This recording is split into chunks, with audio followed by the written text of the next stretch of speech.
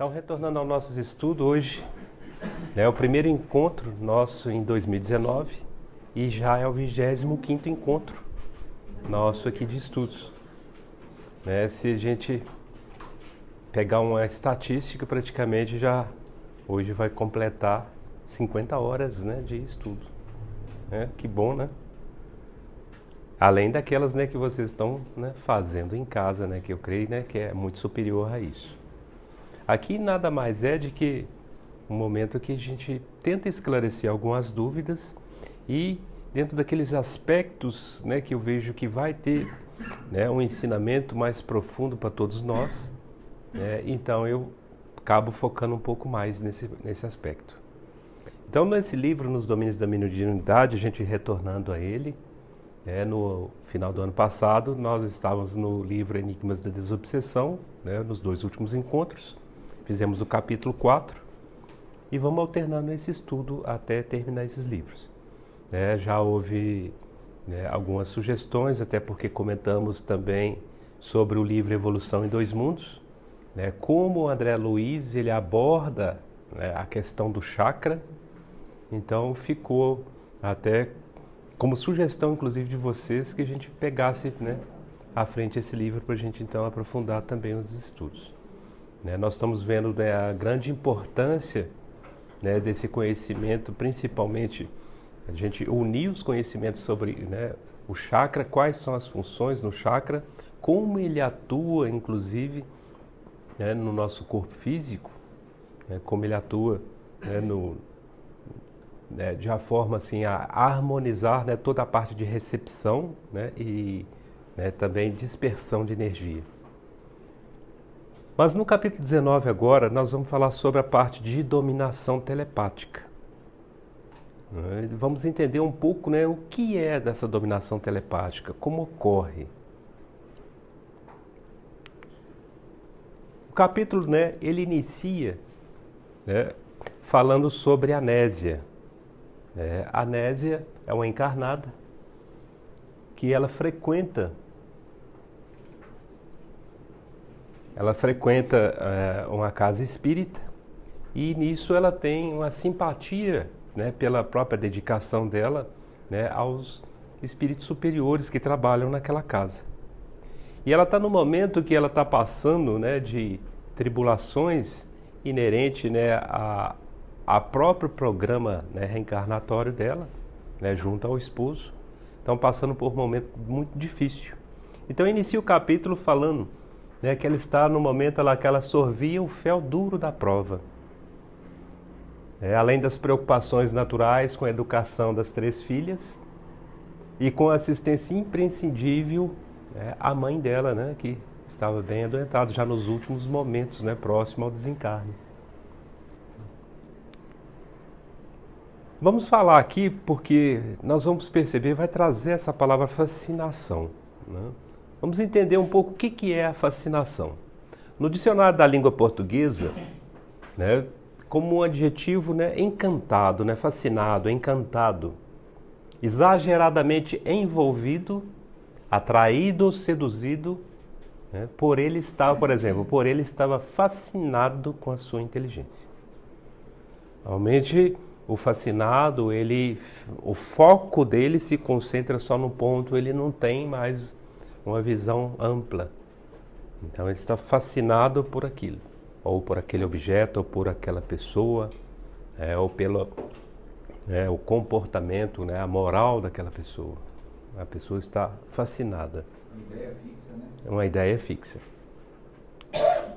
No livro dos Médiuns, no capítulo 23, que é o capítulo da obsessão, o item 239, não coloquei aqui porque é uma explicação mais ampla, mas só peguei o início só para que a gente comece a ligar as coisas com relação ao que é a fascinação.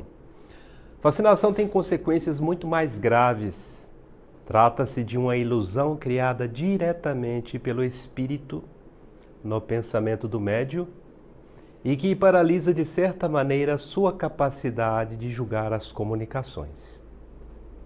O médium fascinado não se considera enganado. Olha a gravidade. Ele não se considera que está enganado. Nós temos aqui uma explicação, tá, do Raul Teixeira. É uma explicação curta e eu acho que vai trazer um esclarecimento mais amplo para todos nós aqui.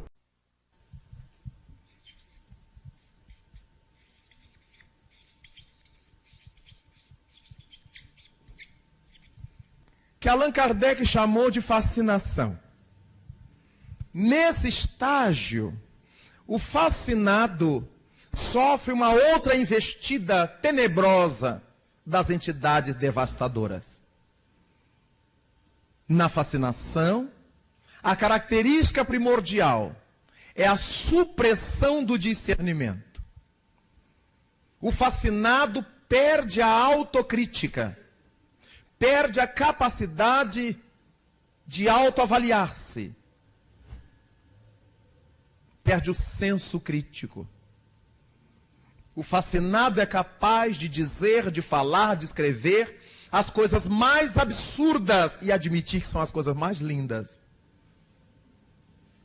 Outra estratégia dos espíritos fascinadores é retirar a sua presa, o fascinado, do convívio, do contato com todas as pessoas que poderão esclarecê-lo, que poderão despertar-lhe a mente. Então, fascinado, se frequenta centro espírita, se é trabalhador do centro espírita, primeira providência dos fascinadores, afastá-lo de lá. Ele deixa de ir às reuniões, ele deixa de ir à mediunidade, ele vai deixando. E quando não são frequentadores do centro espírita, deixa de ir à casa da mãe, deixa de ir à casa do pai, deixa de ir à casa da sogra, de todo mundo que está vendo, isso pode chamar a atenção. Então ele vai procurar os amigos que concordam com tudo que ele faz. Não, você está certo, é isso mesmo, não pode ser não. O fascinador é caprichoso. E vai abocanhando cada vez maior cota do psiquismo de sua presa.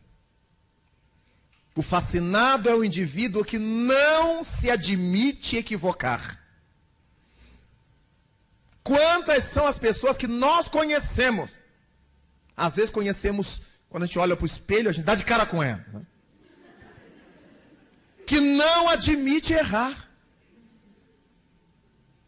Vira a mesa quando alguém lhe aponta uma falha, uma falta. Às vezes são esposas, às vezes são maridos, às vezes são filhos, às vezes são irmãos, são amigos. São conhecidos. Está tudo muito bem, mas se alguém disser, por que você fez? Você não devia ter feito assim, você errou ao fazer assim. Eu errei. Estão todos contra mim. E aí começa o rosário da autovitimação. O fascinador põe na cabeça do fascinado que ele é imbatível, que ele não erra.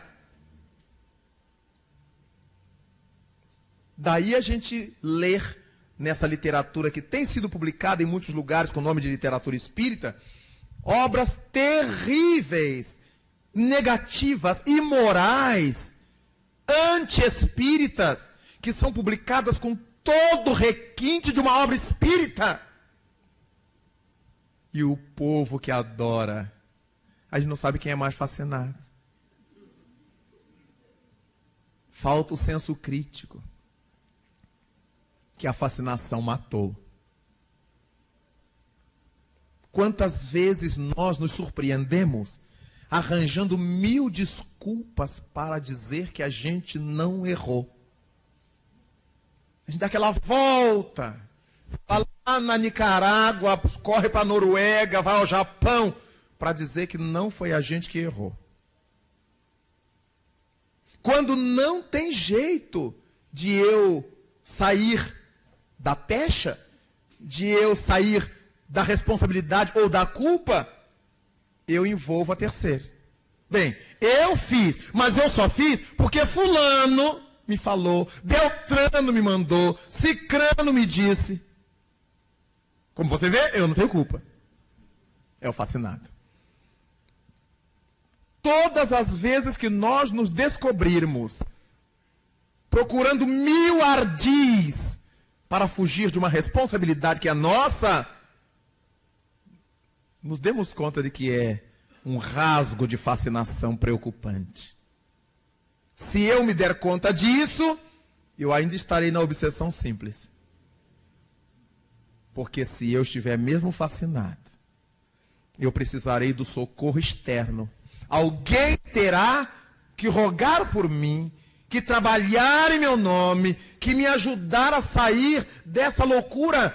Porque a fascinação é um dos mais terríveis tipos de obsessão e de mais difícil tratamento, por mais que isso possa ser estranho. Porque o doente não se admite doente. E como é que se trata de doente que se admite são?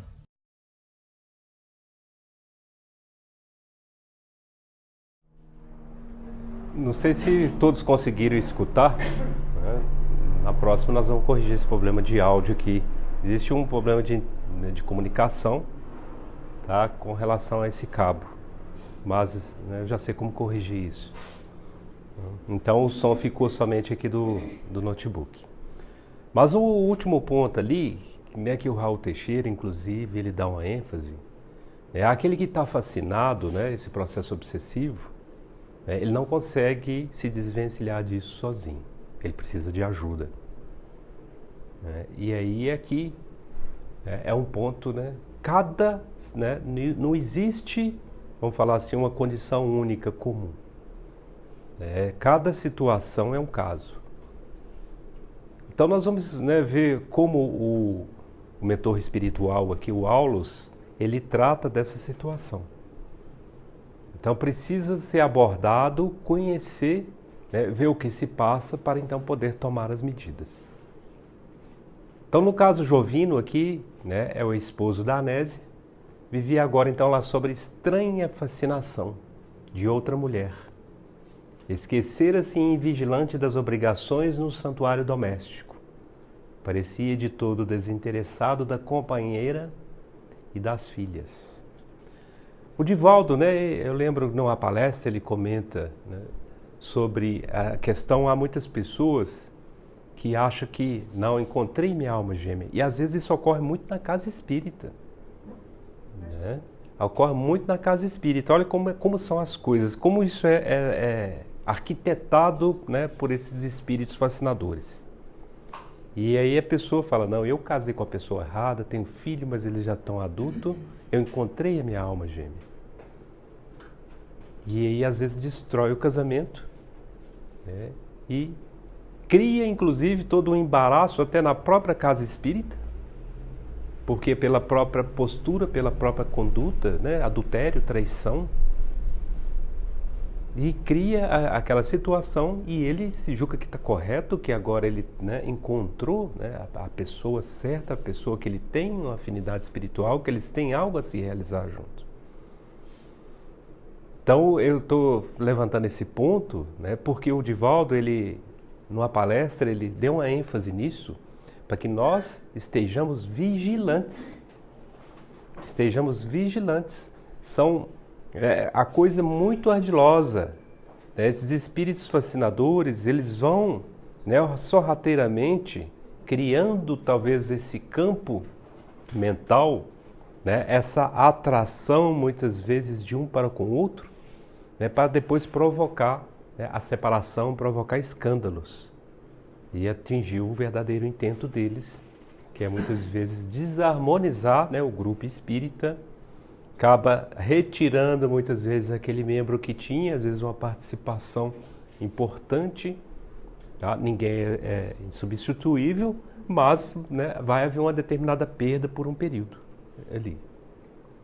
Né? Além da perda maior, né, que são, né, aqueles que estão fascinados.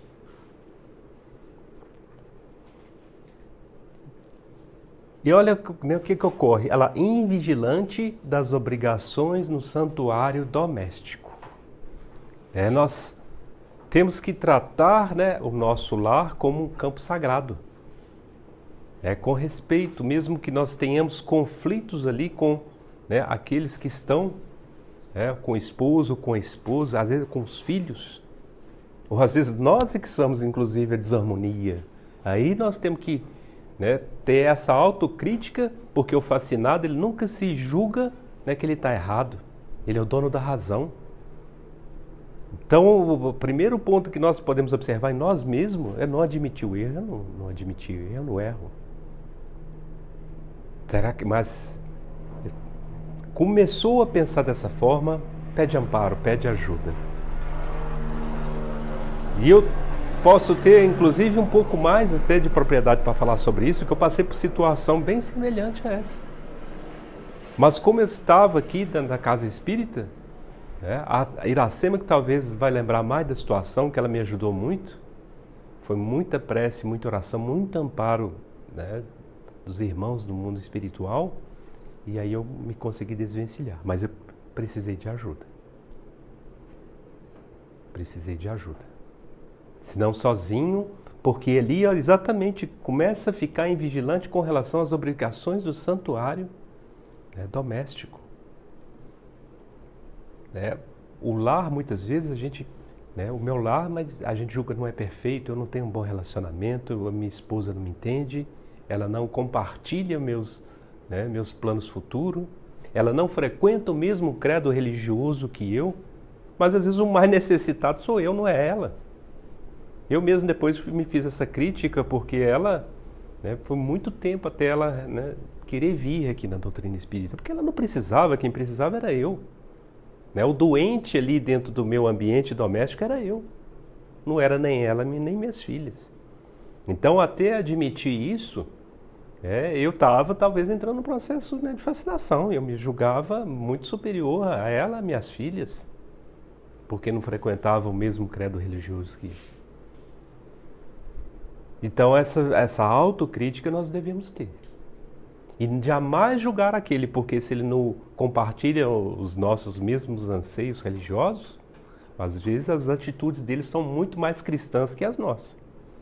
Nós às vezes externamos, falamos, mas será que nas ações nós estamos sendo verdadeiros cristãos? Então esse capítulo, ele é de um aprendizado. Eu passei por situação muito semelhante. E graças aos amigos do mundo espiritual, graças aos amigos encarnados que estavam próximos, perceberam, oraram muito por mim, e me chamaram a atenção. E aí eu percebi. E ocorre exatamente isso aqui. Eu apareci de todo desinteressado da companheira e das filhas. Dia e noite deixava-se dominar pelos pensamentos da nova mulher que eu enlaçava na armadilha de mentirosos encantos. A mente fica um turbilhão, não se consegue concentrar em nada. Você está no trânsito, está com a cabeça naquela pessoa ou naquilo que está te fascinando. Ou às vezes até numa posição de trabalho também. Eu já tive colegas numa condição dessa, querendo almejar um cargo e ficava, estava no trânsito e estava pensando o que precisava fazer, o que podia fazer para alcançar aquele cargo. E chegava em casa, só pensava naquilo, não tinha nem diálogo com esposa, nem com filhas, pensando, ia para frente do computador, começava dia e noite pensando, ia chegar no trabalho, não fazia o trabalho que lhe era delegado, mas pensando, articulando ações para criar aquela trilha para alcançar aquele objetivo. E começava a agir de uma forma injusta, indébita, trapaceando, caluniando e achando que aquilo era justo. Então é o processo de fascinação. Então são vários meios, normalmente eles pegam naquilo, o Haroldo ele fala, Estevânia, que é o seu ponto central, o seu desejo central. Se é o financeiro, se é acumular dinheiro, aí eles vão te aguçar naquilo. Se é alcançar a posição social, ou posição na empresa onde você trabalha, eles vão te aguçar naquilo e aí você fica fascinado e não vê mais nada, só a volta. É como um animal de viseira mesmo, só vê aquilo na frente, não enxerga mais nada ao seu redor. Em casa, lá nas atividades da profissão, na via pública, era ela sempre, ela senhorear-lhe a mente desprevenida. Aí nós voltamos lá no livro do Jaider, que ele fala, né, ele dá uma ênfase muito forte, principalmente na introdução, no capítulo 1, sobre o pensamento. Jesus, né, já nos disse, né, orai e vigiai. Vigiai o quê? Os nossos pensamentos. E nós vamos ver como os pensamentos nossos vão se materializando, né, construindo, e aí é que é o processo de, né, telepatia. Nós podemos usar o processo de telepatia para o bem e para o mal. E vamos aprender aqui, vamos ver como usar ele para o bem.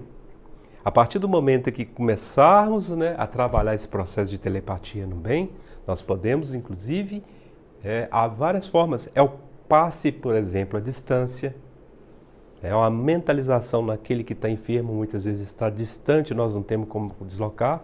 Nós podemos, né, ministrar esse passe à distância. Processo de telepatia. Transmissão de energia.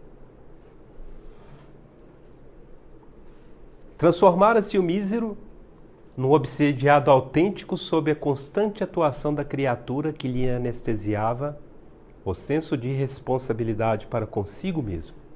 Ele percebe que está, né, entrando no caminho errado, mas fala, não, eu vou assumir as consequências, eu suporto.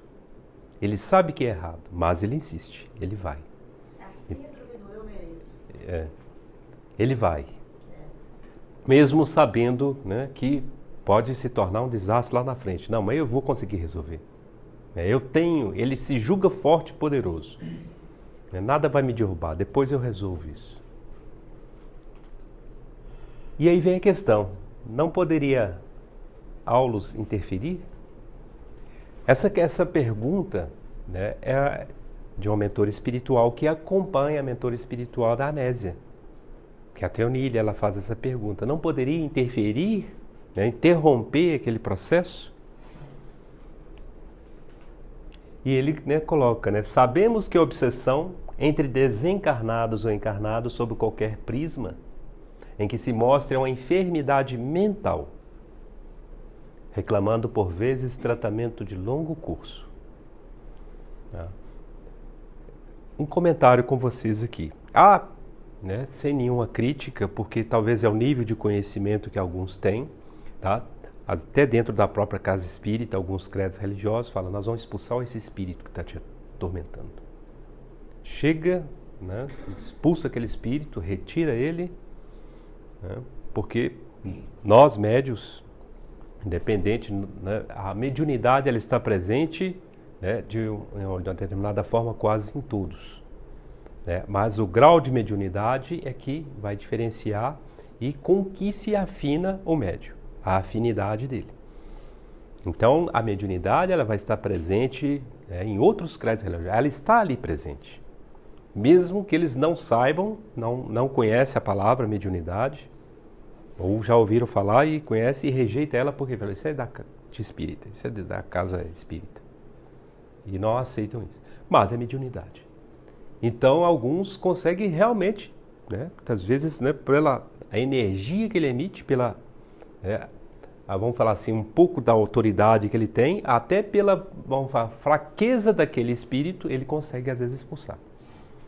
Mas quando você é enxotado de uma casa, qual o sentimento que você tem? De ódio, né? De ódio, de mágoa. E aí a pessoa, né, o espírito, né, que sai magoado com mais ódio, ele vai tentar regimentar forças.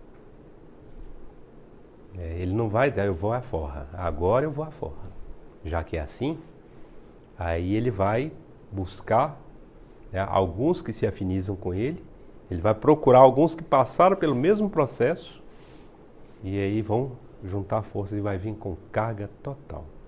Por isso que então o mentor espiritual Aulus, né, ele fala, não pode ser expulso assim, né, não pode interromper. Tem que entender qual que é a enfermidade e fazer, né, o tratamento em ambos. Muitas vezes o mais enfermo de todos é o desencarnado, o espírito obsessor. Aquele que está encarnado, nós já vimos, né, vários exemplos aqui dentro da nossa própria casa, Já participamos de vários seminários, já tivemos esses exemplos. Aquele que talvez se mostra hoje como algoz, foi uma vítima daquele que está encarnado hoje. Nesse próprio livro nós vimos também um exemplo que, realizado daquele jovem que desencarnou na quarta-feira de cinza, depois de tanta farra no carnaval, e aí ele vai exausto, vai tomar banho, ele morre intoxicado pelo gás no banheiro. Depois disso ele tinha uma jovem que era apaixonada por ele, ela que começa a obsidiá-lo. Pela própria dominação telepática, ela começa a atraí-lo e fica aquele processo. Ele recebe depois o tratamento, mas ele não se encontra ainda em paz porque ela ainda fica, aí já mostra que os dois precisam de tratamento. Porque senão, não adianta o tratamento ser somente de um. Há relato de vários espíritos que muitas vezes estão na colônia do mundo espiritual, mas ele não tem paz. Ele não consegue muitas vezes nem concentrar nos estudos, nas palestras que são ministradas. Porque toda hora está latejando na mente dele, muitas vezes uma namorada, a esposa, ou o esposo, a esposa, ou um filho, reclamando, pedindo, preciso de ajuda, me ajuda. Isso é obsessão. E é muito comum muitas vezes os filhos, principalmente os filhos desprevenidos, que normalmente não deram atenção devida quando os pais ainda estavam encarnados, e quando esses se ausentam, quando passa a primeira dificuldade, minha mãezinha, me ajuda, socorro, estou passando tanta dificuldade, e julgando muitas vezes que a mãe ou o pai é um espírito superior que teria condições de vir e ajudá-los.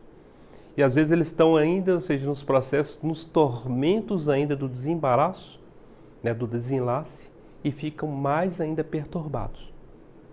Nós temos recebido vários espíritos de pais e mães que não conseguem ir para o mundo espiritual porque os filhos estão aqui perturbando. Então toda hora falam, não, eu tenho que ficar para ajudar meus filhos. Eles estão completamente sem rumo, perdidos. E aí vão ficando o espírito do pai e da mãe aqui desvitalizado, sem energia, correndo um grande risco de serem muitas vezes capturados por uma falange de espíritos malfazejos, que isso ocorre. Tá? Obviamente todos nós temos uma proteção e ela é oferecida principalmente quando o espírito desencarna e se ele tem mérito para isso. Mas ele tem um livre-arbítrio, se ele quer permanecer e ficar, ele tem que assumir essa responsabilidade dele. Então, quando ocorre isso, ele não pode lamentar, reclamar de Jesus e da espiritualidade maior, porque foi lhe oferecido, ele que recusou. Ele sabia das consequências. Eu estou dando um pouco de ênfase nisso para que nós possamos também disseminar isso, muitas vezes pessoas próximas a nós, que mesmo que não estejam dentro da doutrina espírita, na perda, a gente na realidade não perde, na ausência de um pai ou de uma mãe, que retornaram à pátria espiritual, vocês possam estar orientando. Estar orientando a eles que ter a resignação, confiar nos desígnios de Deus. Porque o fato ninguém vai ser eterno aqui. Nós somos eternos em espírito, mas em corpo carnal não. Então nós temos que, a forma de aceitação, nós temos que trabalhar ela. Então faremos lá o quanto se nos afigure viável no círculo de nossas possibilidades. Contudo, é imprescindível analisar, conhecer todo o contexto, o porquê. Muitas vezes já foi ali escrito por aqueles três espíritos, o esposo e aquelas duas senhoras. Eles têm compromissos de vidas anteriores, e concordaram em passar por essa situação, para se redimirem. Então é imprescindível analisar o passado para concluir sobre as raízes da ligação indébita a que nos reportamos. Imprimindo grave tonalidade, a voz o assistente anunciou: estará descendo Jovino as impressões do pretérito? não será uma aprovação que o nosso amigo terá traçado a própria consciência com finalidade redentora e a qual não sabe agora como resistir? Quem lê o livro, né, Memórias de um Suicida, vai lembrar do espírito Mário Sobral, né, que ele tinha um amante, que era uma brasileira. E essa amante, depois ela resolve, né, largá-lo e resolve, né, ela conhece, né, um outro homem que estava desimpedido e queria, né, casar com ele. E ele não aceitou aquilo. E naquela ímpeto todo, ele acaba, né, enforcando-a, estrangulando. E aí depois ele suicida logo em seguida, né, enforcado. Pega uma corda. E aí aquele caso, inclusive, que a Estevana até comentou. As mãos, né, como ele usou as mãos, né, para sufocá-la, né, esganá-la, né, depois, no próprio, né, espírito dele de condenação, ele mesmo julga que não deveria ter as mãos. E assim ele vai encarnar depois, na condição, né, praticamente de miséria. Ele encarna na periferia da cidade de São Paulo, sem as mãos, muito doente, né, com sinais que ficou impregnados no perispírito, em função do próprio enforcamento que ele provocou. Então, criou os problemas das lesões no aparelho respiratório. Então, muita dificuldade respiratória. E quem é a jovem que o acompanha, porque ele foi, né, nasceu no prostíbulo, tal qual ele planejou mesmo no mundo espiritual, por não ter honrado a família que teve, foi praticamente rejeitado, né, pela mãe. A mãe deu ele para uma lavadeira e passadeira e ela cuidou dele com muito carinho. E quem acaba cuidando mais é a filha dela, que nessa época estava com 10 anos de idade. E aí o espírito Camilo, quando o encontra, né, fica, né, assim completamente consternado de ver tanta miséria naquele local, na improvisação, né, de habitação, né, com restos de madeira e de lata, e ver tudo aquilo e fica, né, como, né, pode, né, o ser humano, né, viver e estar numa condição dessa. É aí onde está todo o aprendizado. O livro é aprendizado em cada frase, né? O livro, inclusive, a própria Ivone, ela narra que quando, né, no primeiro momento, ela não tinha condições. Ela viu que, assim, eu tinha dúvida, ela fala, eu tinha dúvidas sobre isso, sobre a veracidade do que estava sendo colocado. E mesmo depois que foi redigido o livro, houve uma correção. Que Leon Denis, ele vem e ajuda a fazer, a praticamente sintetizar já dentro do aprendizado da doutrina espírita, né? O que traz ali, inclusive, com uma mensagem, né, que vem um mentor espiritual, né, junto ao Camilo, explica para ele. A miséria está inerente, né, a tudo que ele recebeu e não valorizou. Ele teve, né, uma formação superior, estudou na, né, universidade, né, em Portugal, tinha uma posição boa, usou simplesmente só para o bem-estar, com o próprio egoísmo, não valorizou aquilo. Então, aquilo que nós abusamos, aquilo que nós recebemos, para que nós possamos administrar por bem, se a gente não faz, vai ser carência depois.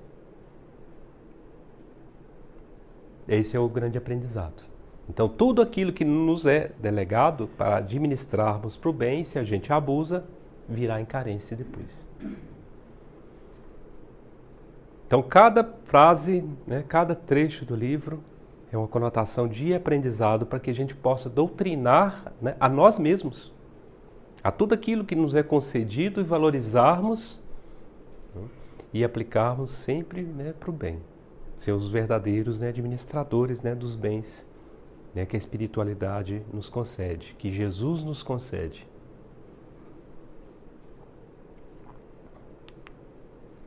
A palestra familiar, né, o colóquio, né, entre as filhas, entre a mãe, porque na realidade Jovino estava em pleno silêncio, só escutando. Desdobrava-se afetuosa, mas o dono da casa parecia contrafeito. Doces apontamentos das meninas não lhe arrancavam o mais leve sorriso.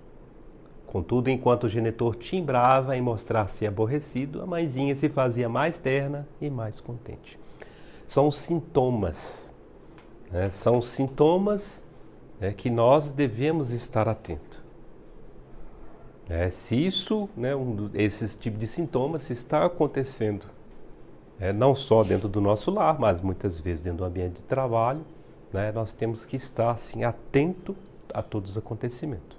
Aí é o que é a vigilância.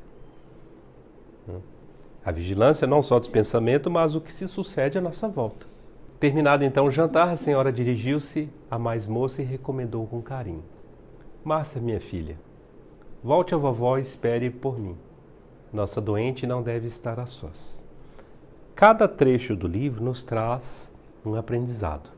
Aqui eu fiz essa nota aí, ó. Cabe aqui ressaltar a educação moral cristã da mãe para com a filha, ensinando a ela lá o cuidado e carinho e atenção aos necessitados. Então, olha, né, o que o livro, né, está nos trazendo? São vários pontos de ensinamento. Olha a mãe, né, como ela está. Ela simplesmente poderia ela mesma, né, às vezes ocorre isso muito. Às vezes a mãe quer resolver tudo, nem pede ajuda à filha.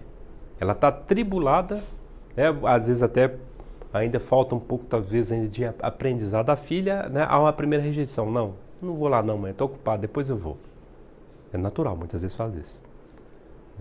Mas um diálogo, né, com carinho, né, vai lá, né, ajuda um pouco a sua avó, daqui a pouco eu vou estar lá e você retorna, você vai poder estudar. E é o que ocorre, porque ali já está mostrando, educando a filha. Para ter esse carinho e esse respeito. E depois a filha, ela precisava estudar, preparar os exercícios para o dia seguinte, ela retorna antes. Então, cada aspecto, né, nós temos que absorver como aprendizado.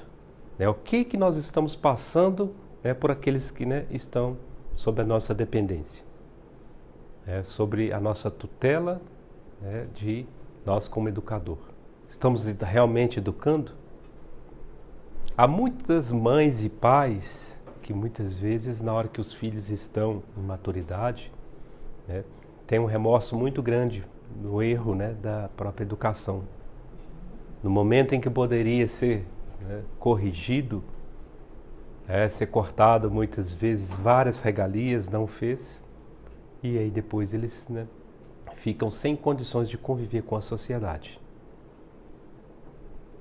Age sempre com egoísmo, então eu vejo muito isso né, no ambiente de trabalho. Muitos jovens chegam lá, muitas vezes acostumados a receber o sim, sempre o sim dentro de casa, e quando recebe o não, né, na primeira experiência, às vezes profissional, né, se fecha, não quer ficar mais ali, fala que, né, o ambiente para ele não presta, que aquela empresa não presta, quer sair. Não está preparado para receber um não. Faltou essa educação na base do lar. Se julga muitas vezes, são orgulhosos, se julgam superiores, né? Não querem muitas vezes respeitar a hierarquia, não querem respeitar muitas vezes aqueles, né, os mais experientes, julgam que se tem, né, tem muito mais conhecimento, né? Tem conhecimento de quê? Da parte da tecnologia, da informática. É importante? Mas não é tudo. Há muitas instituições que hoje ela prefere não o melhor profissional, né, muitas vezes com relação ao intelecto, mas aquele que sabe, né, harmonizar, trabalhar bem em grupo. Não é o mais sábio, como inteligência, vamos falar intelectual científica, mas como inteligência moral, ele é o melhor. E às vezes, é esse que muitas vezes está permanecendo e ficando nas instituições. Estou falando aqui de instituições sérias que querem crescer, porque existem instituições também que estão corrompidas, né? Estão dominadas por vários, né, grupos que se beneficiam ali, né? Montam determinados grupos, né, e ficam ali fomentando. Normalmente essas empresas, né, são de pouco sucesso. Empresa privada normalmente acaba entrando num processo, às vezes até fechar as portas. Quando é instituição, muitas vezes pública, é uma instituição também que, né, passa por várias dificuldades. Tudo que a ela delegada, ela não consegue resolver. Fica pilhas e pilhas de trabalho acumulado sem resolver os problemas. Então são, né, o perfil desse tipo de pessoas. E aí nesse caso, inclusive, né, que o André Luiz nos traz, realmente ela é muito triste porque ela teve amparo espiritual, né, de várias ordens, inclusive, né, ela procurou médico, né, mas o médico era um médico sério, então ele não aceita, né, praticar aquele ato do aborto, e ela, né, procura vários meios, né, procura inclusive elementos, né, químicos, também não consegue, até que ela procura então, né, uma prática que usava as laminárias. E aí é onde, né, depois vai ocorrer, né, pela própria, né, angústia que aquele espírito, né, que iria encarnar fica, né, ele é retirado, né, o corpo, né, o feto, mas ele permanece ali. E a situação em que ele permanece, né, cria um campo magnético tal que irrompe, né, em uma hemorragia que não para mais, até que ela desencarna. Então as consequências, né, são muito danosas. Então às vezes é necessário até dar esses exemplos, né, para os nossos filhos, né, para os nossos sobrinhos, netos, para eles perceberem que a coisa é muito séria. Nós, né, somos espíritos, nós devemos, o primeiro ponto, né, é o segundo mandamento do Cristo, amar ao próximo, né, como a si mesmo. Se a gente não quer aquilo para nós, né, não fazemos para os outros. E se, né, havia uma situação hoje, né, graças a Deus, eu não vejo que isso existe mais. Talvez ainda dentro de uma família, mas na sociedade não vejo isso. Havia uma cobrança muito grande da sociedade, né? A mulher, né, ser mãe solteira. Então aquilo era considerado muitas vezes uma desonra, né? Mais para a família, para o pai. Então isso ocorreu muito. E não foi só isso, ocorreu ainda coisas piores. Muitas vezes esses pais, o que faziam? Pegava, em Barbacena, você que conhece bem a cidade, eles levavam essas jovens e colocavam no manicômio. Os débitos, né, que vão só avolumando. O espírito ele reencarna com a missão, né, de tentar resolver parte dos problemas do pretérito, porque muitas vezes a espiritualidade não deixa que ele venha para resolver tudo, porque ele não vai aguentar. Então, pelo menos, ele só dá uma parte dos problemas e aí ele leva mais. Em vez de, pelo menos, diminuir aquela carga, né? Tirar aquelas pedras tão pesadas no balaio, não, ele aumenta, coloca mais ainda. Cria embaraços mais ainda, retorna pior, né, no mundo espiritual. Então, sabendo, né, nós sabedores disso, né, nós somos os primeiros, né, a ter que, né, ser responsável por nós mesmos, as nossas atitudes. Será que eu estou trabalhando? Eu vou sair daqui melhor do que eu cheguei? Onde está a minha conduta? Onde eu estou errando? Nós já temos muito discernimento, né, para ver onde estão os nossos erros. Temos que policiar realmente, ser rigoroso, né? Como foi dito ontem, na reunião, disciplina. Nós temos que ter, né, um rigor, uma disciplina mesmo nas nossas ações, das nossas atitudes. Aquilo que não é bom para nós, nós temos que muitas vezes evitar. Eu achei bom até o exemplo, né? Se eu, naquele dia eu estou em preparação, se eu posso evitar, inclusive, de atender o interfone, eu vou evitar de atender o interfone. Depois eu vejo. Não tem nada assim que seja tão urgente que tem que ser resolvido agora. Desencarna? Vai desencarnar mesmo. Não é? Eu não sou um médico, né? O máximo pode acontecer é atender que não lembra de novo. Né? Exatamente. Então, nesse instante, contudo, ela surpreendente mulher, né, imagem de mulher surgiu-lhe à frente dos olhos em seu Jovino, qual se fora projetado sobre ele à distância, aparecendo e desaparecendo em intermitências. Jovino se fez mais distraído, mais enfadado e fitava agora a esposa com indiferença irônica, demonstrando inexcedível dureza espiritual. Aqui eu quero chamar a atenção aqui nesse ponto, porque Quando ele está aqui, ó, imagem de mulher, muitas vezes a pessoa pensa e aí há a recepção. Há o exemplo ali que a mulher pensou nele. E como já aquela ligação telepática, e aí ele captou na mesma hora. Talvez ela pensou um momento só, mas foi o suficiente agora para ele ficar trazendo, né, indo e voltando a imagem dela. É ele, tá? É ele agora. Vou dar um exemplo, tá? Até um pouco grosseiro do que a Estevânia está querendo dizer. Né? É igual o cachorro, né? A gente vai lá, cuida dele e dá o banho nele. Mas se a gente, né, deixar ele, principalmente, né, quem mora em casa, a primeira coisa que ele faz é corre lá, vai e rola na terra. Né, nós viemos aqui na casa espírita, tomamos passe, né, estamos todos aqui, ó, né, como o cachorro sai, né, do pet todo cheirosinho, todo bonitinho, e aí somos nós. Né, nós vamos rolar, né, lá na terra, lá fora. A nossa conduta mental. Tem um exemplo até daquele vídeo, né? Na hora que acaba de sair da casa espírita, toma trombada, já xinga a pessoa. Ah, não olha para onde anda, não. Em vez de pelo menos, né? Então você até se desculpar, né? Entrou na frente da pessoa, no caminho.